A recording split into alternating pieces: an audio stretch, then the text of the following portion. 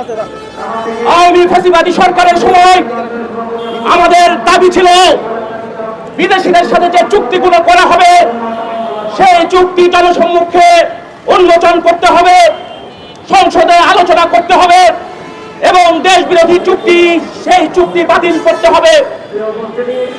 আওয়ামী ফ্যাসিবাদী সরকার দেশের স্বার্থ জলাঞ্জলি দিয়ে একের পর এক দেশ বিরোধী চুক্তি করেছে। হাজার হাজার যুবক তরুণদের প্রাণের বিনিময়ে একটা গণঅভ্যুত্থানের পর যে সরকার গঠিত হয়েছিল, আমরা সেই সরকারের কাছে দাবি করেছিলাম যে বিদেশিদের সাথে যে দেশ বিরোধী চুক্তি সেই চুক্তি বাতিল করা হোক এবং আমাদের এই চুক্তিগুলো উন্মুক্ত করা হোক। অন্তর্বর্তীকালীন সরকার সেটা করে নাই, শুধুমাত্র সেটা করে নাই এটাই নয়, আমাদের চট্টগ্রামের বন্দর বিদেশি কোম্পানিগুলোকে ইজারা দেওয়া হয়েছে এবং নির্বাচনের মাত্র 3 দিন আগে আমাদের দেশের স্বার্থকে বিকিয়ে দিয়ে আমেরিকার সাথে এই বাণিজ্য চুক্তি করা হয়েছে।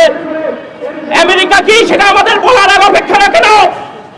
ইরান, ফিলিস্তিন, ভেনেজুয়েলা সহ বিভিন্ন দেশে একের পর এক আক্রমণ করছে, বাণিজ্য অবরোধ আরোপ করে লক্ষ লক্ষ কোটি কোটি মানুষকে একটা মানবতার জীবনের দিকে ঠেলে দিয়েছে এবং সারা বিশ্বে আজকে তারা একটা তাণ্ডব লীলা চালাচ্ছে। সেই আমেরিকার সাথে এই ধরনের একটা নতজানু এবং তাবেদারি চুক্তি আমরা মনে করি সেটা আমাদের দেশের জন্য ভয়াবহ বিপর্যয় হবে। আমাদের দেশের সার্বভৌমত্ব, কৃষি, শিল্প সমস্ত কিছুকে ধ্বংস করার আয়োজন এই চুক্তির মধ্য দিয়ে হবে। আমাদের দেশ কার সাথে বাণিজ্য করবে, আমাদের দেশ কোন দেশ থেকে পণ্য কিনবে, আমাদের দেশের চাহিদা কতটুকু সেটা তো বাংলাদেশের জনগণেরই নির্ধারণ করার কথা। অথচ এই চুক্তি করার মধ্য দিয়ে এই সমস্ত কিছু একটা দ্বিপাক্ষিক চুক্তির মধ্যে দিয়ে আমেরিকার কাছে সেখানে আমরা কি করব না করবো সেটা নির্ধারিত হবে।